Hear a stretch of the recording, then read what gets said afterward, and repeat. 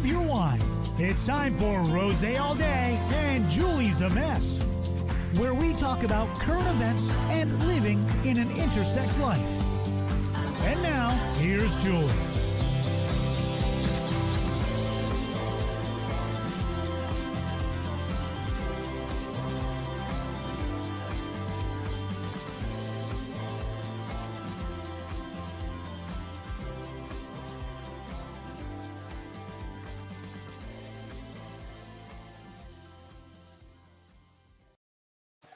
Hi, everybody. Welcome to Rosé All Day, Juleigh's a Mess. I'm your host, Juleigh. I am so excited to be back this week after having to be gone last week. I was super excited at the beginning of this year to start really fleshing out what this podcast is and what it means to other people, and to have really amazing guests on, which I'm continuing to do tonight. But last week, I was busy filming a movie here in Savannah. So unfortunately, I was not able to get a show together to run last week. And it was a lot of fun, but I was on that movie set until after 8 p.m. And there was no way that I was going to be able to do Juleigh's a Mess Rosé All Day. And then I found out later that my video last week telling you to come back and tune in this week had no sound. So a lot of people, I laughed because I said more people than not watched last week's video, and they all said no sound. And I thought, where are all you people during the rest of my shows? Anyway, that's what happened. And so now I am hold on, technical. Yes. Bring it up. Yes, that would be great. Thank you. So I have a personal chef tonight, and he is going to feed me during my show. Anyway, I marinated the fish earlier, and then one of my roommates is cooking it. And so he was like, I'll probably have it ready right during your show. And I went, I'll eat during my show. So not professional, eating during my podcast. Anyway, that's what's going on with me. We are going to have some great guests coming up this month in February. So stay tuned to not only justjuleigh.com, but also if you're a member of our Facebook group, that you stay there as well. And know that you can watch any of the episodes on our YouTube channel of Just Juleigh. And then if you're listening to us from home, welcome. And we enjoy having you listen to this podcast on Spotify, iTunes, Blurry, wherever you find your podcast. So this week's guest is a good friend of mine all the way from Orlando, Florida. Actually, she may not be in Orlando directly, but that's where I met her. And her name is Stacey Arguedas. I always say her name wrong, but that's okay. She'll correct it. And I just want to let everybody know, hi, Marilyn. We do have open chat available if you're watching us right now on YouTube. So if you'd like to watch us in the future and you didn't know about our live chat, we do offer live chat. People can come in and engage and interact with us. They can ask questions, and that's all viewable once you're on our YouTube page watching our live. So welcome, Marilyn. Welcome to everybody else that's joined. And Stacey, hi. Hi, Juleigh. How are you? Hanging in there. Her husband is currently doing trivia at a brewing company in Florida. So we laughed because we said midway through the podcast, we may just shout out trivia answers, whether we hear the question or not. Stacey, for those that are joining us and listening, but also watching, how do we know each other? Well, we met through my amazing husband, Sean. You and Sean used to work together at Disney, and he introduced us, and we've been friends ever since. Yes. Sean. Such a yes. He was a cutie back then. I mean, you won. Thanks, I did. I got lucky. You got lucky. Cute. Anyway, we are going to get started. Stacey has a very interesting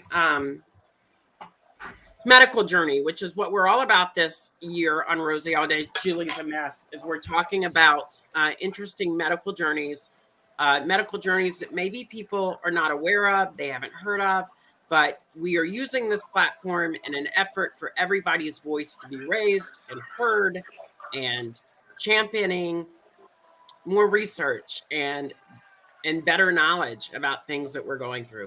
So Stacey, you can start at the beginning. We've already talked about how you pretty much are an open book and you're going to share what you feel like you can share in this space. But feel free to go ahead and start where you'd like to start and tell us and catch us up to speed on where we are Sure. in this medical journey. Absolutely. So around August of last year, I wasn't feeling well. I was super tired all the time. Was having hot flashes, and I'm like, okay, well, it's probably menopause. No big deal. I'll go to the doctor and find out. So I went to the doctor, and they did some blood work, and my doctor called me back, and she said, not only are you 45 years old and in a full-blown menopause, but you also have hypothyroidism. And I was like, fantastic.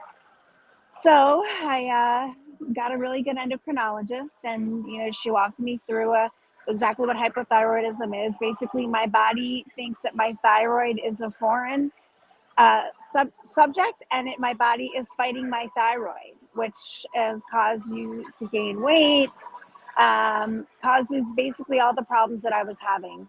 So now she prefaced it and said you're 40. Not only are you 45, so is this not something that often happens in women that are 45? No, not full-blown menopause. I didn't even go through premenopause. I just straight hit menopause dead on. And the doctor was like, I can put you on estrogen. I don't want to put you on progesterone because you don't need it. So I went on estrogen to help with the hot flashes. And when I went to the endocrinologist, she ran more blood work, and she came back and said, you also have Hashimoto's disease, which is another autoimmune disease. Kind of goes hand in hand with hypothyroidism. Basically, she's like, you have to watch what you eat. Everything that you eat will affect you in some way. Your body will basically be fighting you, not from now until pretty much the day you die. She's like, you'll be on medication for this until you basically can't take medicine anymore. And I was like, okay, great, fantastic.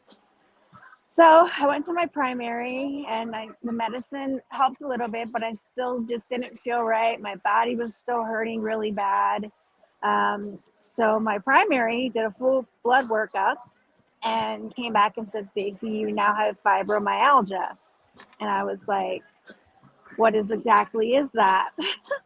Basically, the fibromyalgia is causing the joint pain, the fatigue, the depression started kicking in. So it caused the depression and anxiety. I was having panic attacks pretty much on a daily basis. The depression got really, really bad when I was diagnosed with menopause. I definitely wasn't afraid to reach out to my doctor and talk to my doctor, and my doctor helped me by putting me on antidepressants. Definitely helped for sure. But then the depression got worse with the fibromyalgia. And then so they put me on Lyrica for the fibromyalgia, and I'm still on Lyrica to this day. They keep upping my dose. I'm on about 900 milligrams a day of Lyrica now. When I started, I was only on 100 milligrams a day. So after that, she's like, we want you to go see a rheumatologist. And I was like, okay. They wanted me to see a neurologist. They wanted me to go see a neurosurgeon, basically to try to have as much tests as I could have possibly done. I went to because some people may be wondering, are all of these things usually associated with each other? Meaning, like, even when I started to hear your story initially, I thought, did you even feel maybe there's a wrong diagnosis somewhere in the mix? Because it seems like everybody is saying, oh, you have this, no, you have this, but you also have this. And so now you're basically... Yeah, by the end of last year, I started to think that somebody was wrong, because by the end of last year, I was diagnosed with MS, lupus, rheumatoid arthritis,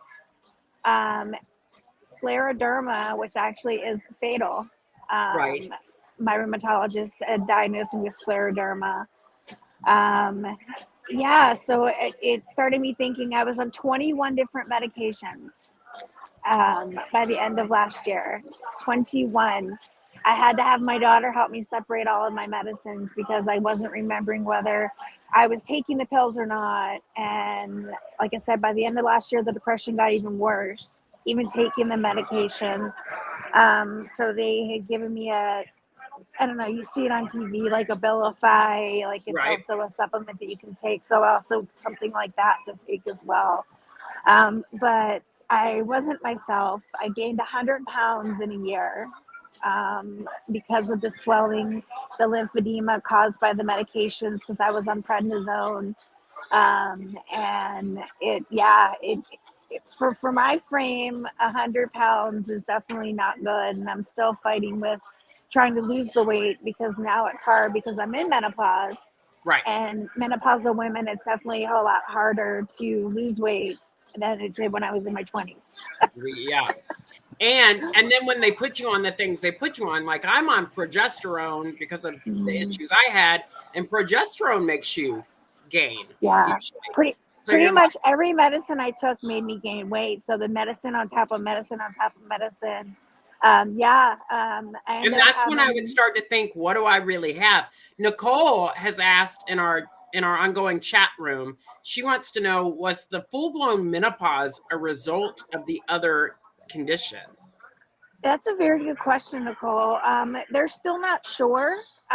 They think so, but they're not sure. It's one of those things where I was diagnosed with all of it at once, so they feel it all went hand in hand together. It was one of those things that definitely was a shock, for sure. And it's still hard to believe. I turned 46, and honestly, with all my health conditions, I feel like my body's 80 years old. Yeah. And my doctor actually told me that I have the body of an 80-year-old woman. So getting out of bed is hard. Pretty much everything's hard. Walking from A to B is hard. I get leg swelling so bad sometimes that I can't walk. And sometimes that can be a result of the medication too. That's why I always tell people you have to be totally cognizant about interactions with your medication, which brings me to this. You said MS was one of the diagnoses. Yeah. Have you ever been on a fluoroquinolone? Have you ever been on a drug that's a fluoroquinolone? Yes. Okay, this is what I'm about to tell you, which may go, and that was not the point of bringing you on tonight, but it is something to think about. So my mother, years ago, had a gallbladder issue. And so she went to go have it taken care of, and they put her on Levaquin and Cipro, which are two fluoroquinolones. And it bedriddened her for 3 years. She was only on each drug for a little less than 3 weeks. And as she started to do her own research, she was finding out that those drugs, sometimes when they have a reaction with the body, they mimic MS symptoms. And so then somebody would come back and be like, oh, you have MS. You don't. It's that drug mimicking those symptoms in you, and they're causing her and her body to shut down. She's literally been for 3 years trying to just wean and get off of all of those things. But once you're on them, that's how your body reacts. So it makes you wonder, were you on Cipro or Levaquin or another fluoroquinolone that did that? And then they said, oh, well, she's got MS. Yeah, because I was shaking. I was having tremors a lot, and I still get the tremors where my hands will start shaking and I can't stop the hands from shaking. It actually got to the point where I was trying to hide it from everyone because it was so bad. Yeah. And I did have gallbladder issues. I ended up having to have my gallbladder removed. My gallbladder was working at 7%. And who knows if all the medication had anything to do with it. I mean, I would start telling people that you're allergic to fluoroquinolones. Like when they say, do you have allergic reactions to anything? Say yes, fluoroquinolones. And just see if there's a way around those and if some of your symptoms don't get better. Yeah, I mean, I'm willing to do anything. And that's every time I go to a new doctor, I'm like, I'm willing to do anything just to feel better. I ended up having about 7 surgeries last year. Between carpal tunnel and my gallbladder taken out. I had a kidney stone. So they ended up doing the electroshock therapy to break up the kidney stone. It's just one of those things that it kind of was surreal. Last year was surreal for me. It was surreal for you. And at one point you had posted on social media that you didn't have a lot of time. I'm assuming this is when they said you had scleroderma. Correct. That you felt like, oh my gosh, we're at the end. Yeah, it's sad. Do you still, is that still? Yeah, the highest life expectancy, roughly, they gave me about 9 years. So, it's one of those things that, it definitely gives you a different perspective on things. So I take things, I don't let anything bother me anymore. I take everything, every day's a new day, and it's a brand new day. And I'm thankful to wake up every day. And I'm thankful that I have my amazing family to help. And, I'm just blessed that, I do have the 9 years, and you best believe in those 9 years, I'm going to live my life as best as I possibly can. But they say all the time, medical miracles happen all the time. Do you feel like, I guess where I'm going is, do you feel like this is the end all be all diagnosis? Do you feel like it's a wrong diagnosis? Honestly, in my heart, I do. So when they ran the blood work, it came back negative, but the doctor was saying that it was a clinical diagnosis because of all of my symptoms. All of my symptoms fit the scleroderma, basically description. But unfortunately, for me, my symptoms also fit lupus and rheumatoid arthritis, which is stuff I've also been diagnosed with. But lupus, I have lupus, and in lupus, we have lupus arthritis. So, arthritis is arthritis. I don't think when arthritis is attacking our body, it's saying, oh, I'm a cause, I'm a reaction from this, or this. Right. So I think sometimes it's hard when a doctor will come back and say, oh, you have rheumatoid arthritis and it's from this. They don't know what it's from. They just know that you have it. They're guessing. They're really guessing. So, in my heart and in my mind, I really do hope that it's wrong. My primary said that she feels that I have it as well. But, it's one of those things that I'm going to keep going to doctors and getting more opinions until I get the one that I want to hear. I have a 17-year-old daughter that, I just want to see her grow old and have kids. Nicole said, absolutely, Julie. I am in healthcare, and those drugs are known for that. Levaquin is the devil for some people. And from what I understand, just from my mom, fluoroquinolones used to be used for chemotherapy and cancer treatment, and they have an abundance of Levaquin and Cipro available. I have been in many situations myself where I've gone in and said, I need an antibiotic strong enough to kick this out of my system. And they're like, well, we can give you Cipro. And you're like, nope, that's not going to work for me, because I know what it did to my mom. And I know that even though I'm different in the way my physiologic body is, I know that, and that may not be the proper word. I make words up all the time, but you know what I'm trying. I know what you meant. But my mom is still a part of my DNA. And if it affects her that way, it's probably going to affect all our children that way. So I tell people straight up, I'm allergic to fluoroquinolones, Alox, Cipro, Levaquin, all of them. But she's saying right here, that's exactly what they do to some people. And of course, that's going to cloud the judgment on some of those diagnoses. I would certainly go back and be like, I want to make sure I'm off any form of fluoroquinolones, and in a few months, let's rerun my labs and see if you don't change your diagnosis. Yeah, that's what I do, Stacey. Yeah, that sounds awesome, and actually, thank you, Nicole, for that advice. And Julie, you guys are right.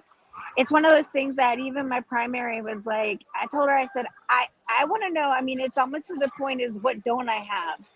And that's what it got to the point is. And I saw a hematologist, and the hematologist looked at my medication, and he's like, what are you doing? Why are you on so many medications? Right. And I told him, I said, because I was given this diagnosis, this diagnosis, this diagnosis. And he looked at me and he said, that's the problem sometimes with modern medicine is the doctor is very quick to give you a diagnosis and give you a pill. And he's like, before you know it, just like you're on 21 different medications and you're 45 years old. And so, pills are causing other issues and other problems. Absolutely. Now I have fatty liver disease. And that, and it's, my endocrinologist today said, the medication had a lot to do with that. And so, it's like for decades now, when people are diabetic, the doctor will say, well, I'm going to put you on metformin. Okay. Yep. And a lot of people would be like, I can't take that. That destroys my stomach. I can't function on it. I don't feel good on it. Right. So I know a couple of people over the years that have said, I've just quit taking the metformin. I do everything else that I'm supposed to do for my diabetes, but I don't take the metformin.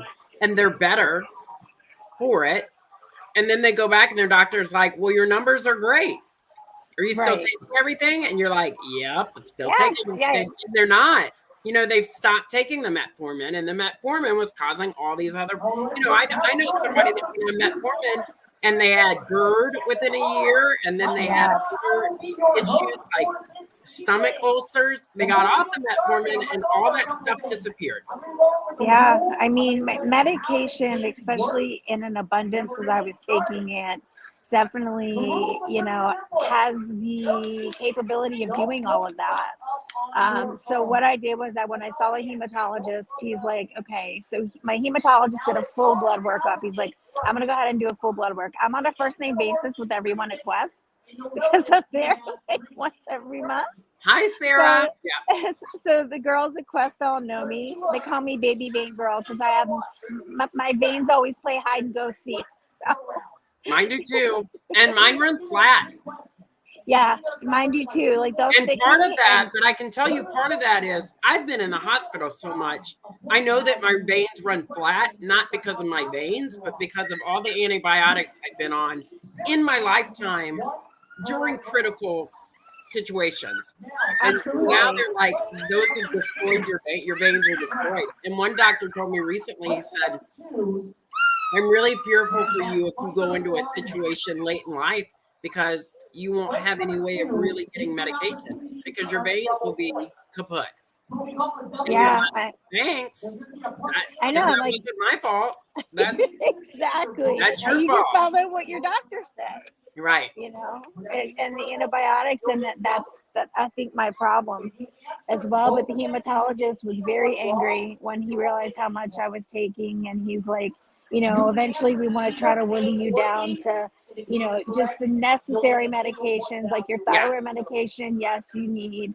And, the antidepressant, I told him, I said, I want to continue to take that because that is helping. Maybe we should get you on pot. I have actually thought about that.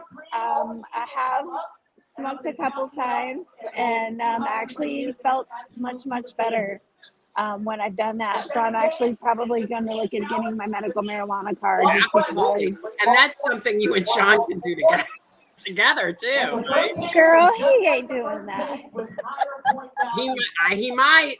Y'all may be sitting next to a volcano in Maui, and you'll be like, Sean, and he'll be like, I don't know why I haven't done this before. And get us in trouble when we go to Maui. Not unless they drug test you. Yeah, I know. I really feel like out of all that, my dad, and you never think that your parents are going to say things like this, but my dad recently, because of what he's witnessed my mom go through, from the Levaquin, he had actually said recently, he said, God gives us everything on earth that we need to be better. And I said, is this your secret admission that medical marijuana is maybe good? And he went, God gives us everything on earth that we need to feel better. And I thought, that's his admission. That's him saying that, yes, that's exactly what he means. And he was like, I will word that differently. It's natural. Sean's wording stuff differently for an answer. We should listen. What's the question? So, but seriously, I mean, sometimes people get off all these medications and they go all natural and they're better like that. and I'm not promoting either or. I'm not a doctor, but I think it's stuff we have to look into. Jinxie actually said, Jinxie 911 has joined us. Hi, Jinxie. And she said, Stacey, I have traveled a similar hell. Have you ever been to a facility like the Mayo Clinic or Shands? Actually, Jinxie, thanks for that. We actually are going to go to the Mayo Clinic next month. I have an appointment next month because I want to get help to figure out exactly what is wrong with me. And you know, the problem is that with all these diagnoses, it's the Mayo Clinic. I think will give me answers that I haven't been able to get here because they specialize in stuff like that. And you know, everything I have is systemic. And my daughter now has developed systemic mastocytosis, which is a rare form of blood cancer that they found in her when she was sick in the hospital. They were running tests. And unfortunately, being systemic, we thought originally that she gotten it from Sean's genes because it's actually very common in Mediterranean blood and Mediterranean side, but it's in my genes. And you know, the funny thing is that my parents are in great health. You know, they're in their 70s, perfect health, you know, and all of this stuff happened to me. And it's just, you know, I question, you know, I just question why. And you know, I hear that God only gives the strongest warriors, you know, stuff that, you know, they can handle. And that gets me through day to day. I actually bought a book called You Are a Badass. And I read the book every day to help, you know, give me the positive motivation to, you know, get out of bed and get going and get started. And, you know, it's hard. It's really hard. There's many days where I sit and cry. But I never cry in front of people. I always cry in the shower. I cry by myself because, you know, it's been stressful for Sean. It's been stressful on my daughter. It's been stressful on my parents and my brother. And it's just one of those things that, you know, it's without them, I probably wouldn't be here right now because they've helped me through the darkest times in my life. But, you know, it's just, like I told you, last year's just surreal. It really is. And it's just been a very, very long year. And, you know, Sean is a trooper. He stayed with me in the hospital and been there with every surgery that I've had, every injection that I've had. And, you know, I wouldn't have been able to do it without him, and definitely wouldn't have been able to do it without my daughter. Like, they've just been great. And, you know, if you have a strong support system around you, it definitely helps, you know. But like I said, I still cry a lot, you know, just because I don't want them to see me cry. I want them to think that I'm braver than I really am. But, you know, I have to think about, you know, if Mayo Clinic can't help me, that, you know, it's one of those things that I have to face reality, and that, you know, it's a chance that I won't be here in 10 years. So I it's mean, just, you and I yeah. are fighters, so we'll be here. I always say I'm gonna give up, and then I'm like, fuck. Like, you know, because you're a fighter. We're fighters, and a strong support system absolutely is important. But also finding the right diagnosis is important too. Tell us a little bit. Tell us, you were saying that you cry, you know, kind of on your own. You don't let other people. What are some of the things that absolutely support the mental aspect of this journey for you? Like, what's something that you do for yourself in a self-care kind of way that Yeah, I actually started doing meditation, and I started doing yoga. And that's my time for myself, and actually helps me clear my mind. And the meditation that I do really helps. You know, when I'm feeling down, I just want to be by myself. I just go meditate. You know, and I found a place called Hot Works, which is like hot yoga and stuff like that. And that really helps a lot. You know, and honestly, the medication, you know, I'm not an advocate for or against medicine. Obviously, everybody's their own self, but, you know, the medication for me really, really helped. And I'm very thankful that they put me on the medication, because without that medication, I honestly don't know if I'd be here. True, because it but was we that need to make bad. sure, yes, but we need to make sure it's the right medication, unlike Yeah. fluoroquinolones, which we've already Right. talked about, mask Yeah. and mirror, so many other things. Nicole has actually said Jinxie 911. I totally agree. Stacey, make sure when you go to the Mayo Clinic, you have all of your records. I have a feeling they will ease your mind about some of your diagnoses. I have hope for you. Thank you so much, Nicole. I So really she's appreciate that. absolutely right. I mean, make sure you take just everything. I Yeah. often will say to patients that are going up before doctors they've never met before, you want to treat this new engagement like that scene from Pretty Woman, where Julia Roberts is sitting opposite of Hector Alonso in the GM's office. And he's like, "What is your deal?" And she's like, "I've got all this money and I can't buy a dress. Nobody will sell me a dress." And she throws money up on the desk. And I tell people, you need to be like that. You need to meet these new doctors and say, "I've got all this information. I've got all these records for you. Here it is." Boom, drop it on their desk and be like, "None of it makes sense to me. And all I need is for somebody to say, you have this." Or, "Oh my God, none of this is right." Or, "Yes, we'll help you." Like, because I feel so many of us walk into situations where we're like, we've been told this, and this isn't working, and that's not working, and that's not working. And now they're telling me I have 5 years to live. And what's true? Right. And sometimes it just takes that one doctor or that one facility to say, none of this. Yeah. No, it's absolutely correct. And, that's what I'm hoping. I've had many friends say, hey, it something's not right. There's so many diagnoses. And, have you ever thought about maybe that it all ties into just one? It's Right. almost like, I don't know if you saw the documentary with Selma Blair. She was very real in her documentary about her struggle with MS. And she had the same problem. She was given so many different diagnoses, and they all actually just turned into one.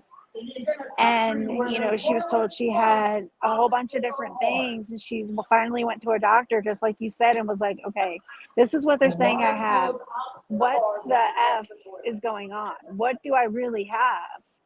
And the doctor basically finally diagnosed her with MS. And, it's our symptoms are very similar to each other. So, I just want the answers. I want a doctor to say, Stacey, you're going to be fine. You have fibromyalgia, and, I know I have my thyroid issues, but, all of And they this may is say, caused by, yeah, you have yeah. MS. And they may say it's not classic MS, but that's Right, what right. the fibro comes from. And that's what the thyroid comes from. And let's Yep. focus on the MS. I had a great doctor at the National Institute of Health when I was there in 2018. And he said, look, he's like, I teach. He goes, I teach at this level. And he goes, one of our biggest disservices to the medical community globally, but especially in America, is that we allow students to pick the position they want to be in. And he said, what I mean by that is, we'll say, what kind of doctor do you want to be? And they say, I want to be a sports therapist, or I want to be a podiatrist, or I want to be a heart doctor, or I want to be a gastro doctor. And he goes, we should be saying, we're going to make you a doctor, and you need to focus on how everything interacts with everything else. Because he goes, in us not doing that, we're allowing all these doctors, it's like too many cooks in the kitchen. Yep, That I 100%. totally agree with that. 100%. And that's actually what I feel like you've been going through. There are too many cooks in the kitchen at this point. Yeah. There's too many items in the gumbo, Stacey. Like, Yeah. we need to get back to just sausage, rice, and some hot sauce. Like, we need to figure out what's going on. Yeah, I every time I go to a doctor, I always make sure that I say, okay, well, this doctor said this and this doctor said that. But I definitely feel like that my doctors aren't speaking to each other. So they're not talking. Therefore, they have no flippant idea what the other one is thinking or what the other one said, even though they're all part of Advent Health.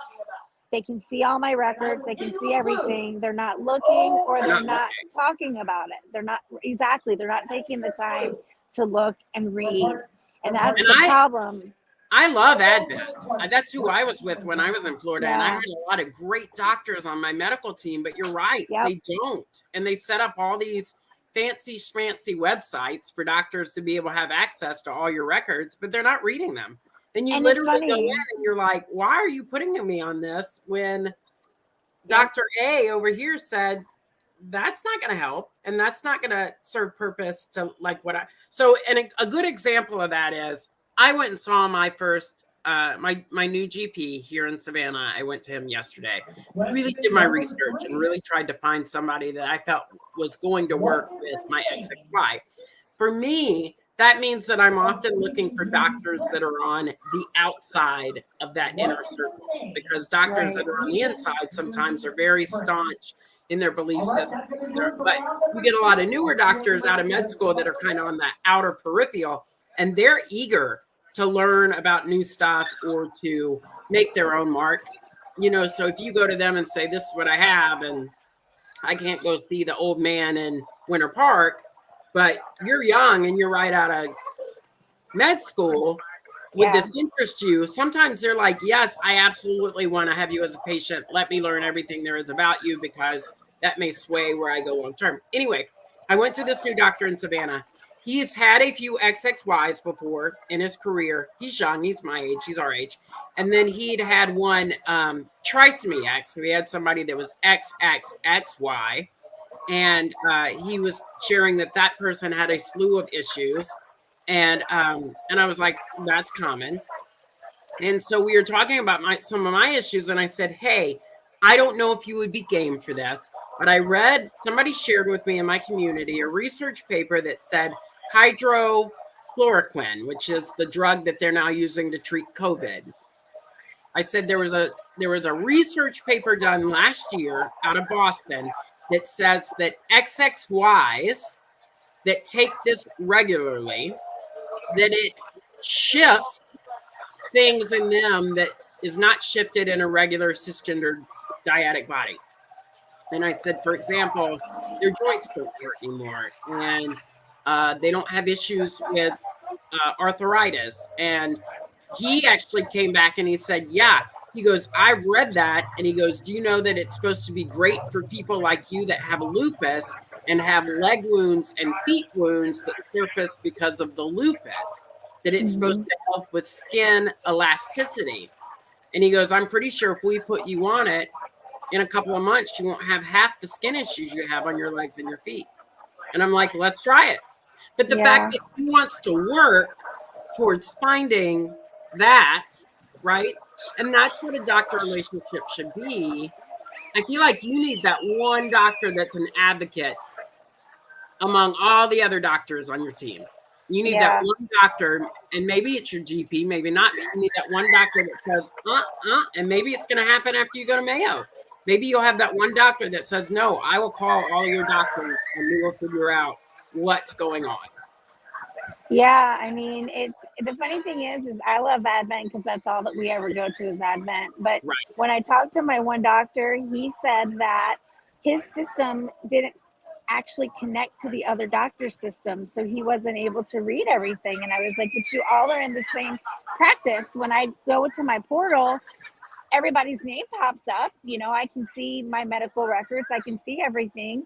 And he said, yeah, he's like, our system through Advent just doesn't communicate with the other systems. So I couldn't see, like, if you were at somebody like Dr. A yesterday, I couldn't see any of those notes because the system doesn't talk to each other.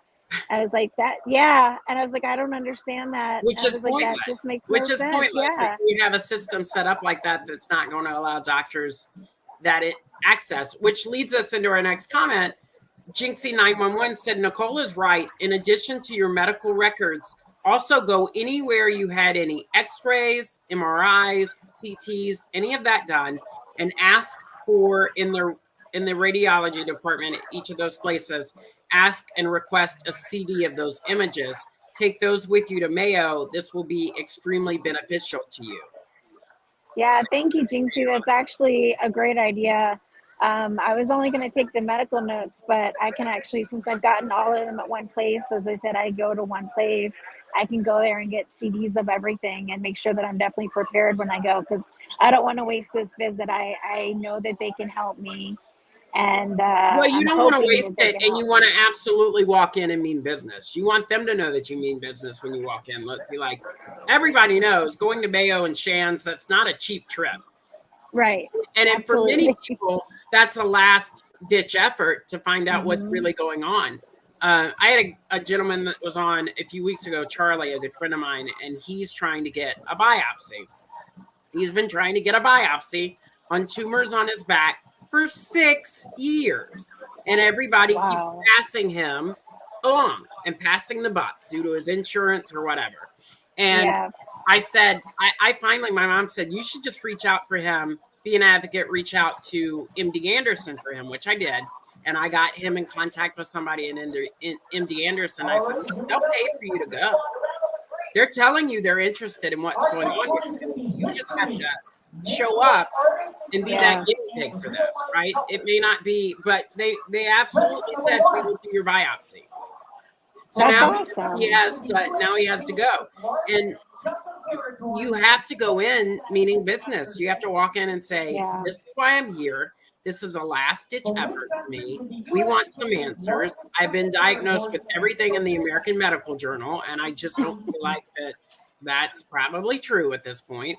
And if it were true, you could even say this. If that were to be true, if you had that many concrete diagnoses, there should be already research papers being written about you in a journal somewhere. Oh, 100%. Like, so if they're not writing those, then that's not the right diagnosis. You know, if they're not contacting you and saying, this is amazing, we've got to like document everything for the future. Right. They're not doing that, then that makes you feel like it's not the right diagnosis. Yeah, and like I said, I mean, every time I go to the doctor, it's always something different. So I'm like, you know, is it this or is it A or is it B? Is it C? Is it D? Is it E? Is it F? And, you know, then they give me a G. So I'm like, okay, well, we need to tell you that you are not human. You are not human. You were born smurf. Oh, I didn't know that could happen. Either that or maybe I'm like a cyborg. Maybe I'm like Terminator or something. It is fun. I do like when a doctor comes back in, though, and they're like, we've looked at your records and we've looked at your x-rays and we are just baffled. And you're like... Well, that's what my rheumatologist told me. My rheumatologist was like, you know, if this medicine isn't helping you, we're going to have to ship you off to someone else because we really don't know what to do to help you. And I was like, that's amazing. And that's when you go, wait a second, you're a doctor and your whole profession is based in science. Can't you go back to the drawing board and figure something out for me? Like, that's what you're paying for. I kind of was like, wow, okay, well, then what am I supposed to do? And they're like, well, we can give you a referral to another rheumatologist that maybe can help you more than we can help you. And I was like, I just thought that was your job, but okay. I used to say, and I've said it before, I think it's funny that as a society, certain professions, we require them to go back for recurrent training. Now think about it. Hairstylist. Think of Michael Booth. Love Michael Booth. Every couple of years, he goes back for the newest coloring technique, the newest way to cut a new bob, a new hairstyle. They go back for training. Flight attendants go back yearly for training. I can't imagine so many things change in aviation in 1 year that you would need to go back as a flight attendant for recurrent training, but they send them back every year. Do our doctors go back for recurrent training? No.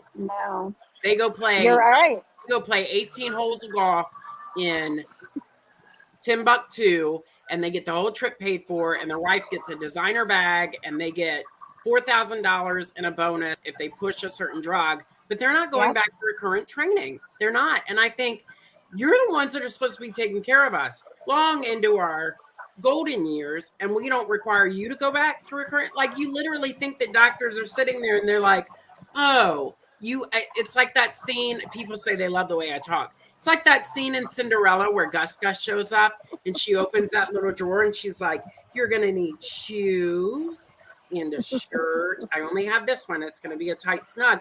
It's like doctors are opening up a drawer in their office and they're like, "Well, I got this drug and I got this drug. Eeny, meeny, miny, mo. Not work for you, but I got this drug." And then they're like, and these drugs are all used for postpartum depression. So, and you don't like kids. So we're going to say you have postpartum depression. Yeah. Like, that's not at all what I am, but that's what it's like. Go and watch that scene. Flip on Disney Plus right now. Scroll to Cinderella. Scroll to that scene at the beginning of the movie where Gus shows up. And she's like, "Oh, you're going to need shoes and a hat." That's what medicine's like today. Yeah, because you're going to need this drug and this drug. You don't really need this drug, but we're going to give it to you and see what it does. Yeah, because they get a kickback, from these companies that want them to push the drugs.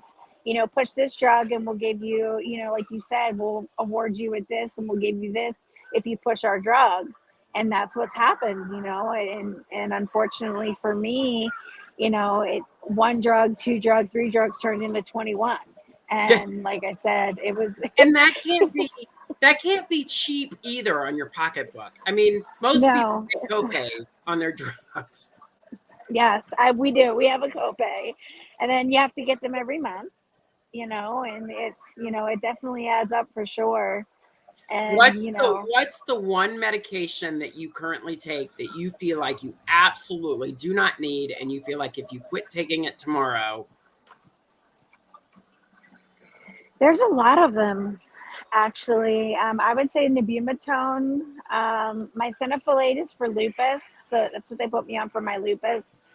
And, it's things like that. I mean, my pain management doctor told me that I need to take 3 hydrocodone a day. I'm like, you do know that I need to function properly. 3 hydrocodone a day. I mean, that's basically keeping you just high all day long. Yeah, absolutely. And it doesn't take away the pain. It just doesn't allow you to feel the pain, because you're right. You're high. And, it's one of those things that I told her, I said, I don't want to take this medicine. Yeah, absolutely. And when the medicine wears off, you feel the pain again. So you take another one. And then the same thing happens. And then when that medicine wears off, you take another one. And that's why, the stuff is so addicting, because you don't want to feel that pain. And that's why, in the beginning, I'm not going to lie, in the beginning, I turned to alcohol to stop the pain. And I was drinking a lot, and, ended up in the hospital because I was severely drunk and it wasn't good pretty. Ended up in the hospital, and the doctor's like, your liver cannot take you drinking like this. You have to stop drinking. Drinking may absolutely have been what pushed the fatty liver disease diagnosis. Yep. That again, that goes back to doctors treating the symptoms and not the source. You need a doctor to say, why do you feel this pain? Let's figure that out, and we'll help you with your pain management along the way. But let's make sure that it's, God, Stacey, I feel so like I want to fly there and just advocate for you. I wish you could. I need a really good advocate. I need someone to go to the doctors with me and be like, stop BSing. Yeah. What exactly? Don't put her on that, because the last doctor we just saw wants to put her on this, and I know the two are not going to mix well. Yeah. Your doctors, they have to get on the same page. Maybe the Mayo will be able to help with that. Maybe they'll be like, from now on, we'll take care of you. You'll have to fly up here every couple of months, but you'll still be saving money on the back end for not paying for medications. For worthless copays and medications. Like I said, I have literally what my grandmother used to have, the AM and PM pill box. And this is the ones I take in the morning, and these are the ones I take at night, because there were so many. Like I said, by the time I got to the end of the 21 medications, I couldn't remember if I took the first medication. So I ended up having to get an AM, PM pill box, and my daughter every month helps me separate them. And When and get here's the everything difference ready. too. A good friend of mine out of Texas wrote me yesterday and said, have you heard of I'll have to research it and get back to you, but it's called Gavin something. Maybe one of the nurses maybe Nicole may know of the name. It's an older drug. Now, here's my other big beef. There are drugs that are not in circulation that were created back in the day that do a wonderful job of taking care of every symptom, right? Yeah. And for whatever reason, they don't give them. And this friend of mine was like, have you heard of Gavin, whatever this is, Gavin, Gavin something.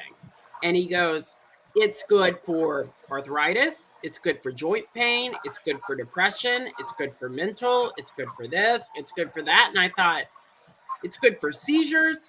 And I was like, why aren't they pushing that? Why aren't they formulating that drug and pushing that drug? But they're not.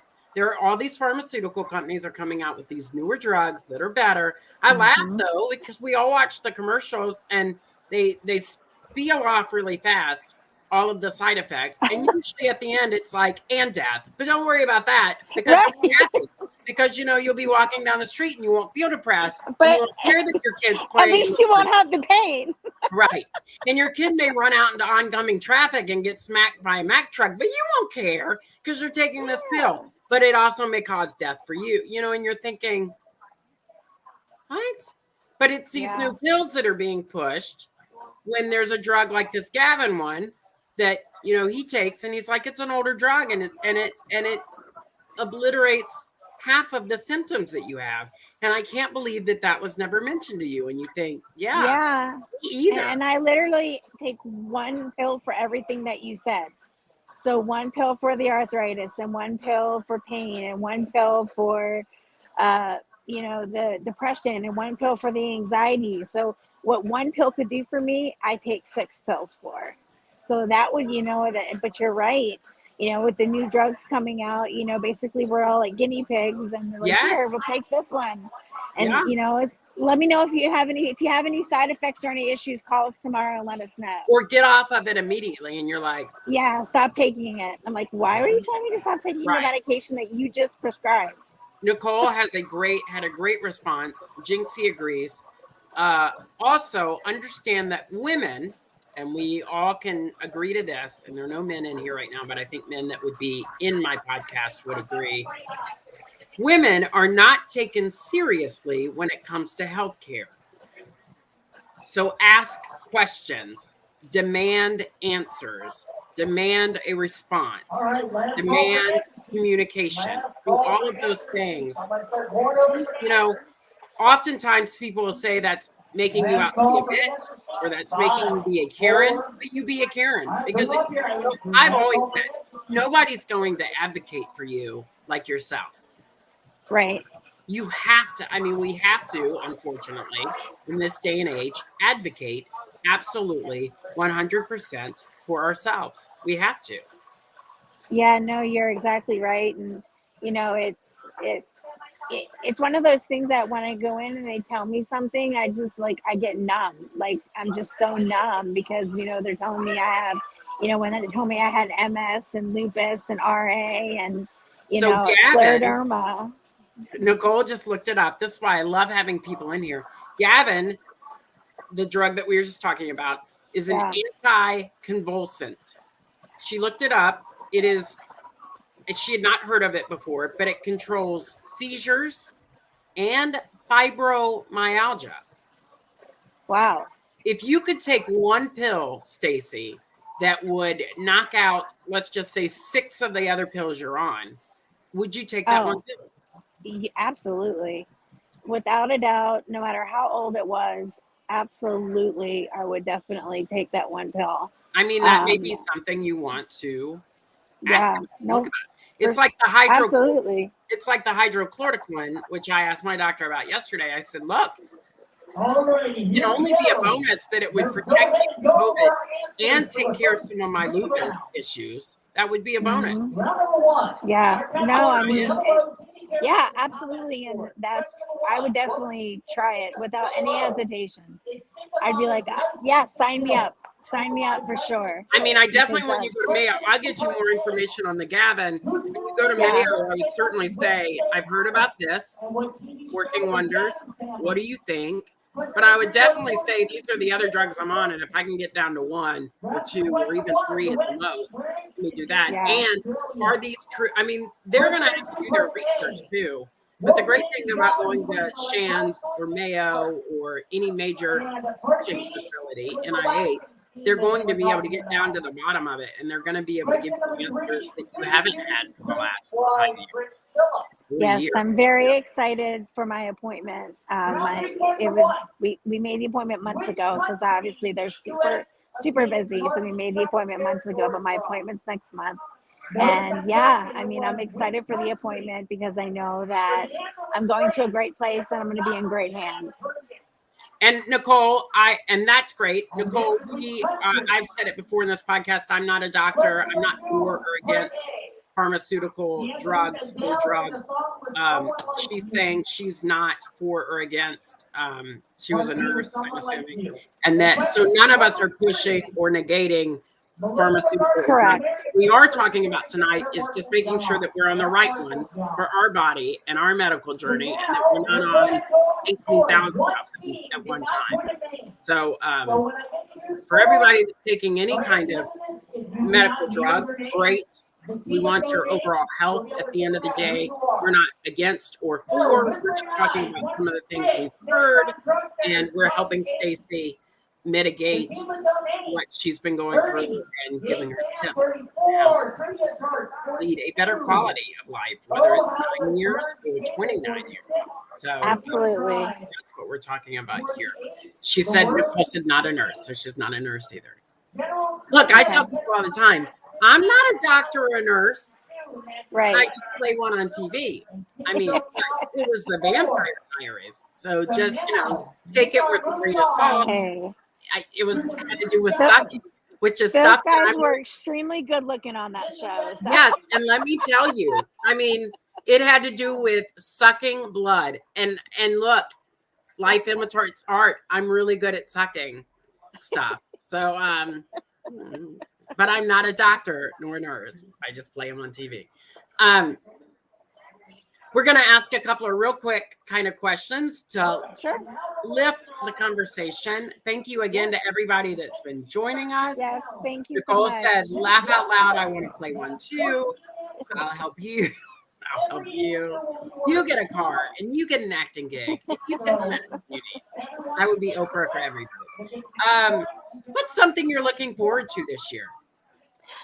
Oh, my trip to Hawaii. We're going to Maui in May, and I'm so excited. We haven't been on a vacation in 10 years, and I'm so excited to go to Maui. If you're in Maui or the islands and you have things for Stacey and her beautiful husband Sean to do, feel free to comment on this video telling her what she should do. I've heard scuba diving. They said that maybe I can't imagine with the issues that you have, don't necessarily let you scuba dive, but because I would love to do it too. And they're like, forget that, Juleigh. And I'm like, I'm just going to jump in the ocean with sharks. Which would be fun, but feel free to comment and say things that they should do and enjoy. I think when you're in Hawaii, one of the things you absolutely should do, which a lot of people don't even know about, is go get a snow cone, because they were created islands. Yes. You can there are places around there that have the snow cones where you can get condensed milk on top, and you can get wild flavors that you've not. I mean, look, let's be honest, Stacey. The only really great snow cone I've ever had in my life was at the Japanese pavilion at Epcot. Until I went to Oahu and had a snow cone in Hawaii. And I thought, I don't ever. Yeah, there's actually one a half a mile from the hotel. We've already looked at that. That's the first thing we're going to do when we get there. I mean, people are going to be like, was the food good? And you're going to be like, I don't know. We ate ice and sugar the whole time we were there. The snow cone was great. Yep, that's what we had all the time. Snow cones with condensed milk. Jinxie said she is a nurse for 28 years. Jinxie, thank you for being a nurse, and thank you for being in this discussion. Thank you for everything. Yes. What else? Let's see. So Hawaii, we know that you have a daughter. You also have a new dog. Don't you have Scooby? We do. We got a new puppy. My dog had puppies, and we kept Scooby, and Scooby is just the most handsome puppy in the whole entire world. I'm a little biased, but he's a cutie. Sean has always wanted a dog named Scooby. Yes. I do have to laugh. I saw something on Facebook the other day, and I wondered what his answer would be. I think I know. But it said, which of these dogs would you take home? And it had all of these cartoon dogs. And of course, I was like, Pluto. I'd be bringing Pluto home. I mean, no ifs, ands, and buts about it. I would bring Pluto home. But Scooby was on there too. And I was like, I think Sean would take Scooby. I think he would. Yeah, Sean's always wanted a dog named Scooby. So he got it. So, and that's got to bring some kind of unconditional love and laughter and enjoyment into the home, which is important when you're going through medical journeys like yourself. Right? Yeah. Absolutely. I really appreciate you having me on and letting me talk about my journey. And it's been awesome. I love you so much. And thank you so much. We love you too. And we are going to follow and continue to have you on in the future. We want to make sure that things are going well for you. And so if there's anything that I can do on my end, even though I usually advocate for the intersex community, medicine is medicine. So if there's anything I can do to alleviate what you're going through, please reach out. For anybody else, please reach out to justjuleigh.com. You can connect with me through that website on all of my social media platforms. Thank you for being a part of our show this evening. If you're listening to us from Spotify, iTunes, or Blurry, and you have not joined the YouTube family yet, please find us on YouTube. The channel is Just Juleigh, JustJuleigh. Subscribe.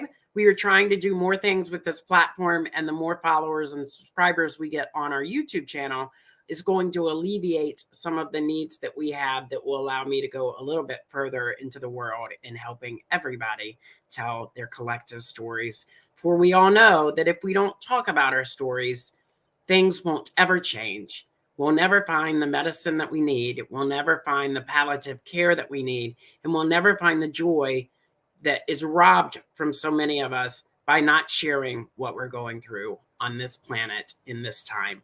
So thank you for joining us. We're going to bounce out of here this evening. We're going to play our bumper, and please join me next week when I have another guest on to talk about their medical journey on Rose All Day, Juleigh's a Mess. Thanks, everybody. Love you, and have a great week. Stacey's going to stay in the green room just for a second, and we're going to talk about the show, and everybody else, thank you. Be blessed. Bye. Good night. For more content, follow justjuleigh.com. That's just Juleigh, JULEIGH.com. Thank you to our guests, and thank you for joining us this evening. Join us next week as Juleigh tries a different rosé.